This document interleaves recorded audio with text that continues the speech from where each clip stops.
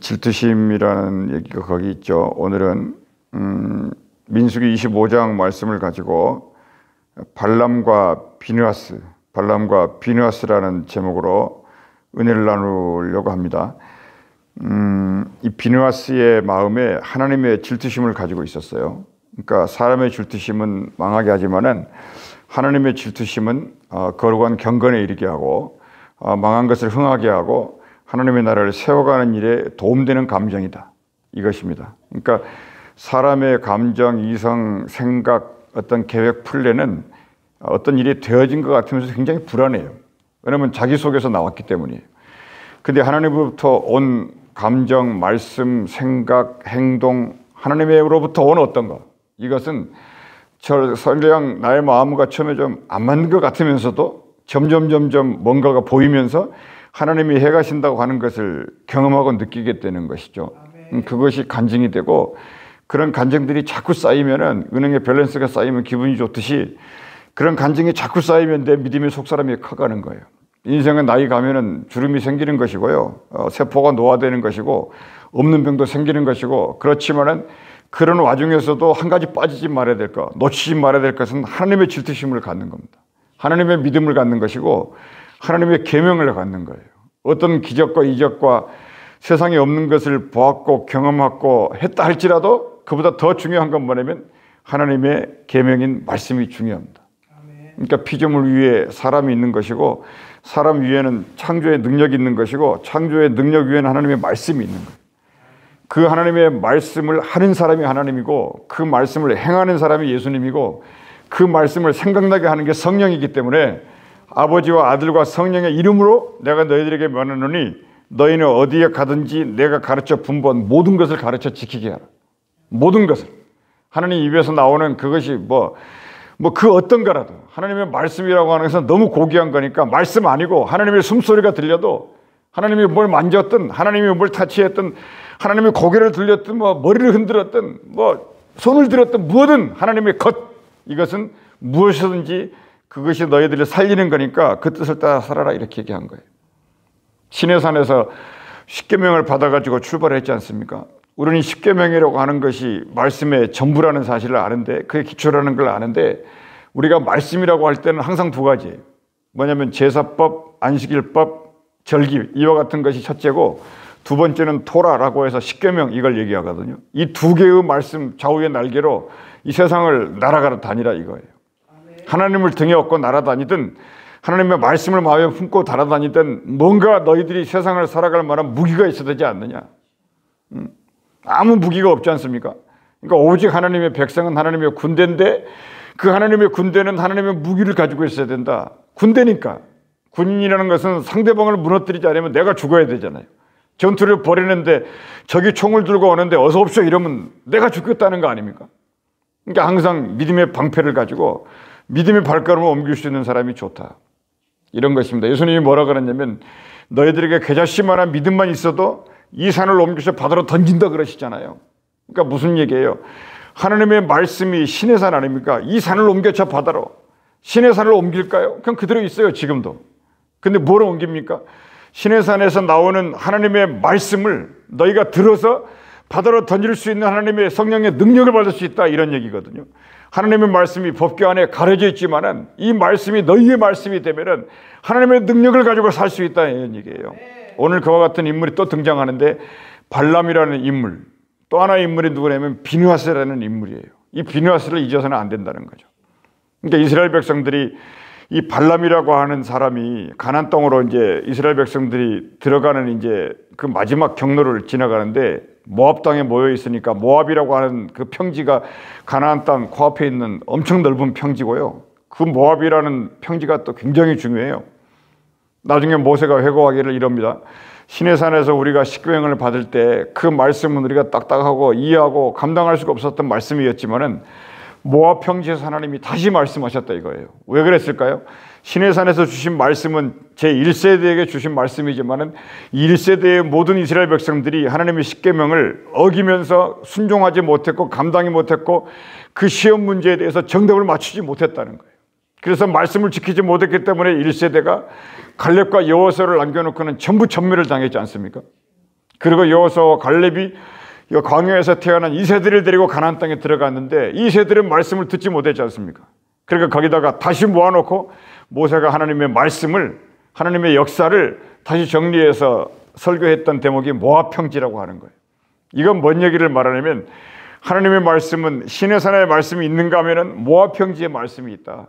시내산의 말씀이라고 하는 내가 이해할 수 없는 말씀이 있었지만은 하나님께서 해석해 주는 모압평지의 말씀이 있다는 거예요. 이 모압평지는 그 뜻입니다. 그래서 성경에서 중요한 지명이 많이 나오지만은 노아의 홍수도 있고 여리고성도 있고 여러 가지 말이 많은데 여기 모압평지라는 것이 그만큼 중요한 거예요. 그러니까 예수님은 모압평지에서 말씀하신 분이다. 시내산이라고 하는 산이 있으면 시온산이 있다고 하지 않습니까? 그러니까 이와 같이 모세가 있으면 예수님이 있다는 거잖아요. 그러니까 십계명이 있으면 하나님의 생명의 말씀이 있다는 거 아닙니까? 이것을 예고했다는 거예요. 그러니까 하나님의 복음이라고 하는 것은 우리를 예수의 피로 말미암아 살리는 복음이 있지만은 이 복음을 받아들인 사람은 하나님의 말씀이 진짜인가 가짜인가, 하나님의 말씀이 생명이 있나 없나, 이거를 날마다 상고하면서 주야로 묵상을 하는 거예요.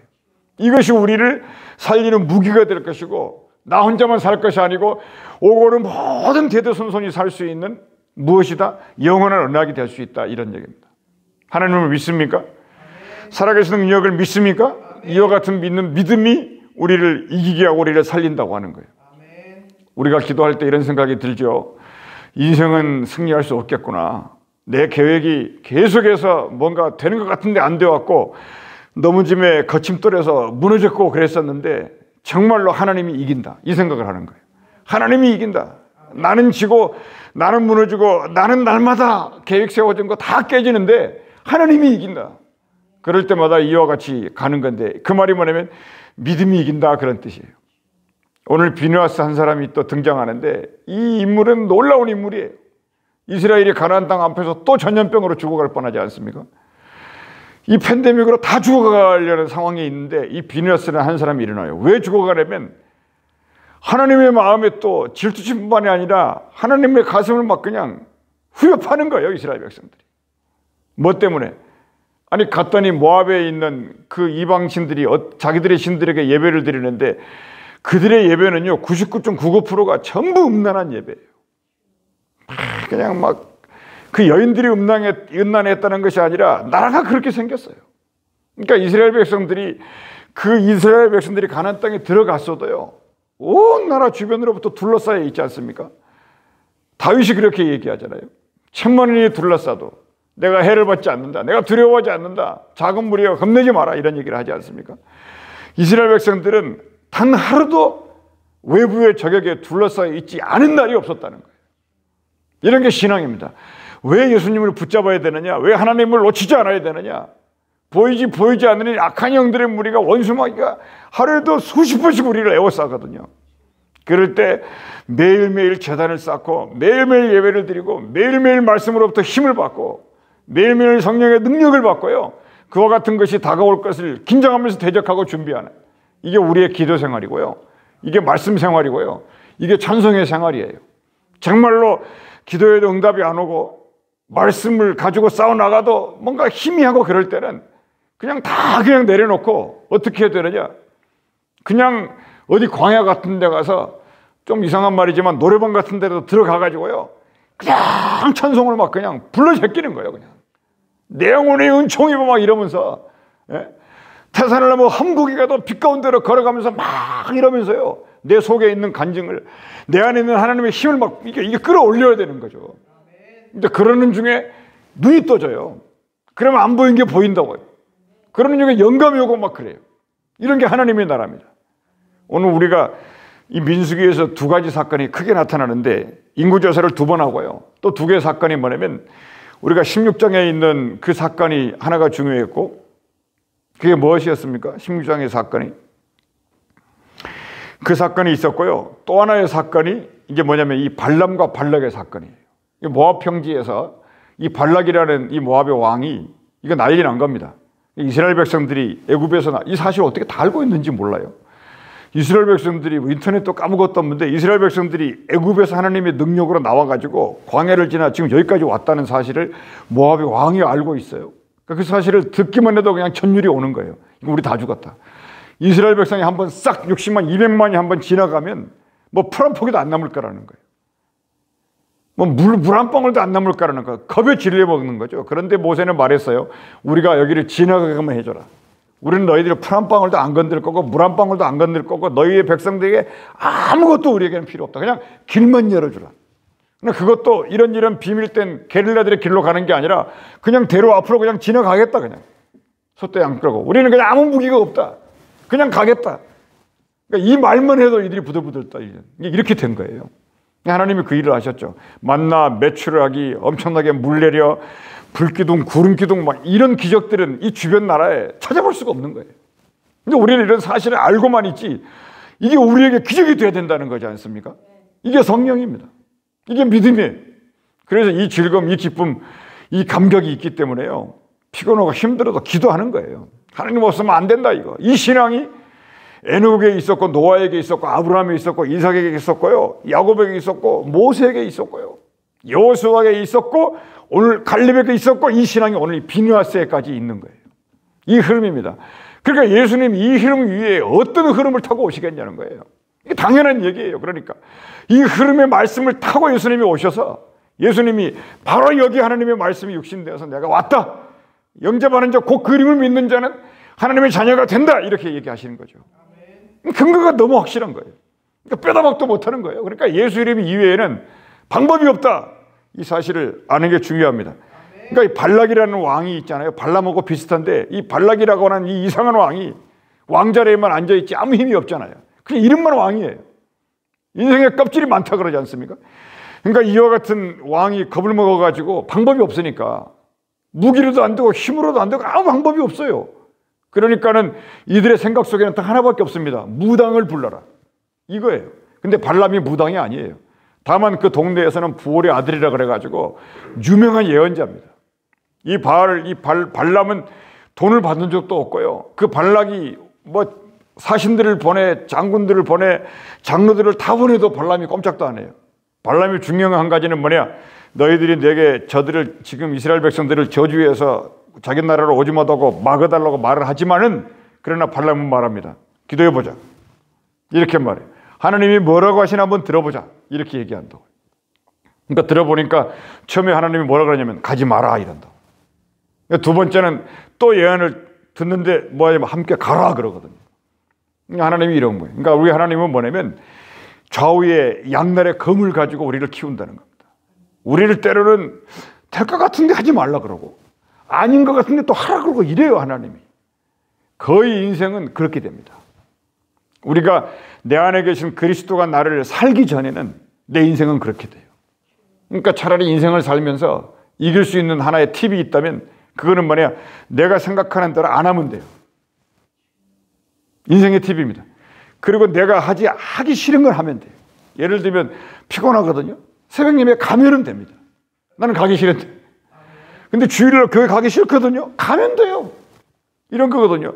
근데 어떤 사업을 해가지고 눈에 보여. 이거 다 되는 것 같아. 근데 그것은 차라리 스탑하는 게 좋아요. 그리고 더 기도해봐라. 이게 인생을 살고 이기는 비결입니다. 근데 그러다가 이제 하나님이 많은 경험을 주잖아요. 그러면 이제 하나님의 촉이 생겨요. 아, 이건 하나님이 하시는 거구나. 이렇게 되면은 그때 내 육신의 소욕을 이기고요. 하나님의 성령을 따라서 살게 되는 이게 기적 같은 비밀의 시간을 이겨내게 되고 그 사람이 한 시대의 리더가 되는 것입니다. 그런 거거든요. 그래서 이 발람이라는 이 예언자가 하나님이 좌우에 가지 마라 그러고 가라 그러니까 정신이 없는 거예요.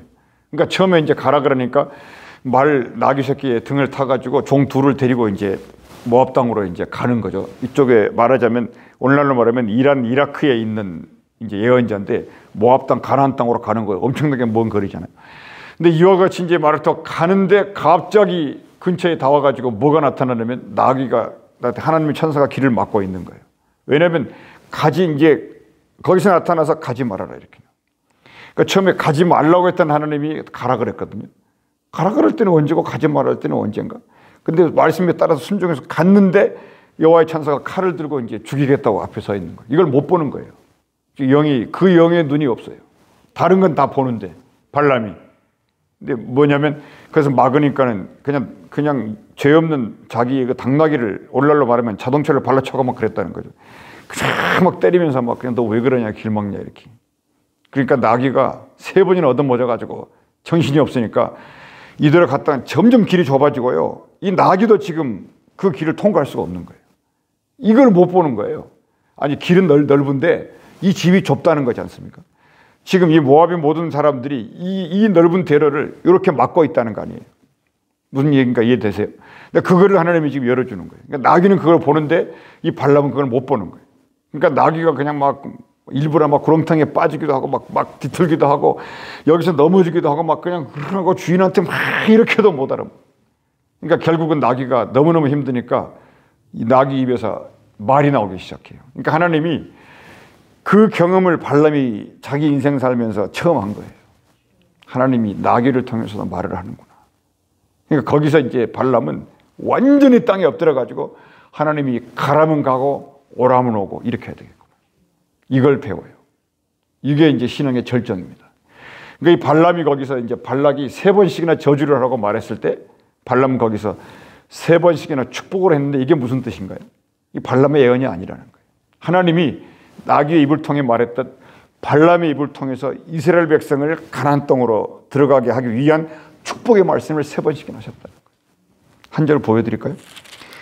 거기 3장 한 장 앞으로 가면 23장의 24절. 그러니까 이제 여기에는 축복의 말씀이 엄청 많습니다.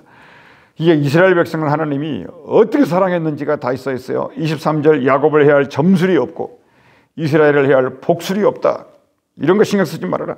이때 야곱과 이스라엘에 대하여 논할진대 하나님께서 행하신 일이 어찌 그리 크냐. 24절 이 백성이 뭐같이 일어나고 암사자같이 일어나고 숫사자같이 일어나서 움킨 것을 먹으며 죽인 피를 마시기 전에는 눕지 아니하리로다. 이길 사람이 없어요. 무슨 얘기 아셨죠? 그러니까 이 사자, 이 암사자같이 일어난 이게 누굽니까? 갈렙 아닙니까? 갈렙. 그리고 이 사자가 누구예요? 사자 새끼 예수님이죠. 그러니까 거기까지 예수님이 올 때까지 그 누구도 이 백성을 함부로 하지 못할 것이다. 이걸 믿어야 돼요. 믿어야 되는데 이스라엘 백성들이 믿었을까요? 못 믿었을까요? 한가하니까 이스라엘 시딤에 머물러가지고 모압의 여자들과 음행을 시작했다. 여기서 이제 하나님이 이제 질투심이 이제 폭발하기 시작했어요. 하나님이 숨도 안 쉬고요. 그냥 모세에게 말합니다. 그 두령들을 전부 태양에다가 목매달라. 그저께는 이게 불뱀에 물렸을 때요. 노뱀을 매달아가지고 보면서 한다 그랬거든요. 오늘은 반대. 저기 지금 우상과 앞에 절을 했던 이 바알 부올, 이 바알 부올이니까 우상 중에 우상 아닙니까? 바알 또는 거기다가 부올까지 합쳐가지고. 이게 세상이에요. 그러니까 이래도 우리가 세상에 대한 이해가 안 가면요. 계속 말씀을 듣는 수밖에 없습니다. 이게 세상이에요. 그러니까 하여튼 이러니까 하나님의 방법은 급한 겁니다. 그냥 이 두령들을 다 데려다가 태양을 향하여 목을 매달아라. 아니, 태양을 매달아라. 그러니까 어떻게 되겠어요? 그 뜨거운 태양볕에 계속 정면으로 얼굴을 쬐면서요. 그냥 그냥 죽어가야 돼요. 근데 모세가 여기서도 이제 이런 거 보면은 이게 하나님의 나라가 이게 말씀이 있지 않습니까? 이게 간단한 게 아니에요. 하나님이 그렇게 말했는데 또 모세가 뭐라 그러냐면 다 죽여라 이렇게 말을 해버려요. 이게 맞는 말인가요? 아니요. 하나님의 뜻은 그건데 지금 모세 상황에서는 그게 아니에요. 그냥 그들은 말을 해야 돼요. 두령들을 잡아다가 매달라라 이렇게 전해야 되는데 거기다 대놓고 그 말은 안 하고 또 다 죽여라 이렇게 말해버려요. 다 죽였습니다. 그러니까 어떻게 될까요? 이스라엘 회중들이요 엄청 슬퍼요. 아니 지금 여기까지 다 와가지고 왜 또 이렇게 죽어야 되느냐. 그게 뭐냐면 하나님의 제1계명을 잊어버렸기 때문이에요.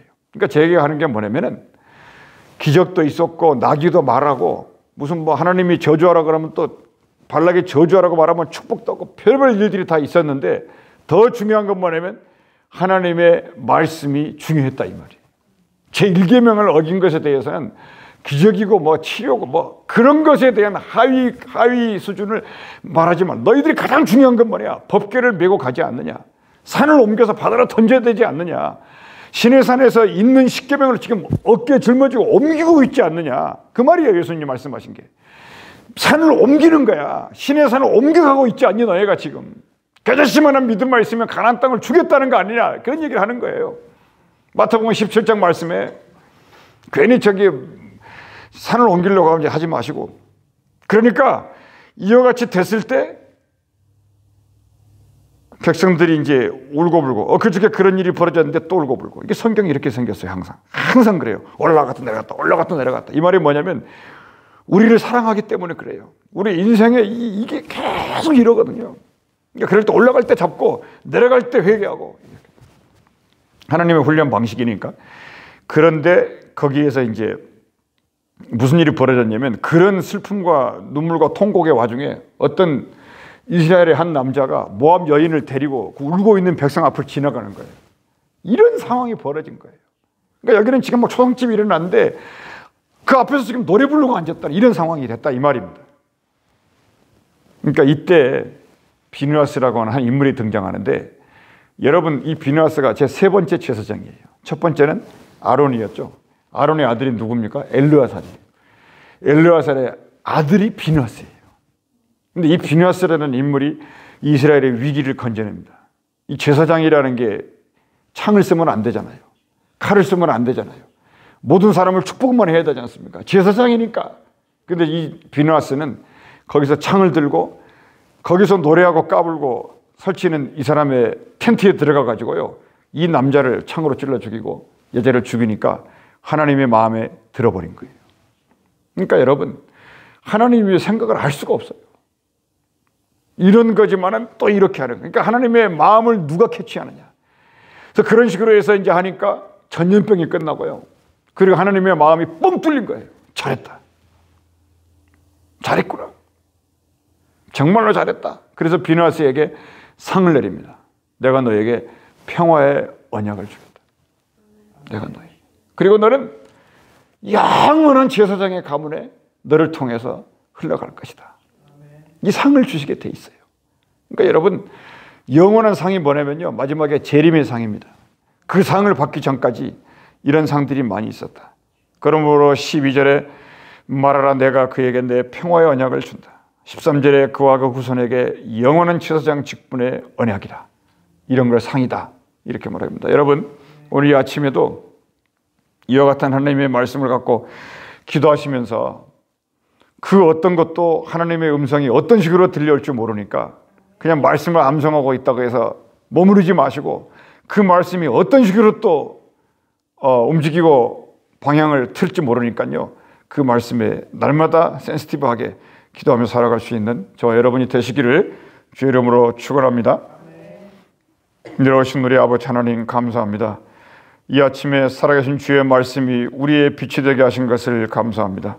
이전 것은 지나고 새 것이 되었고 저녁이 되고 아침이 된다고 했사오니 이전에 사는 좋은 것을 이 아침으로 주께서 새롭게 하여 주시옵소서. 저희가 기도할 때 하늘 문을 여사 응답하시고 축복해 주옵소서. 주 예수 이름으로 기도합니다. 아멘.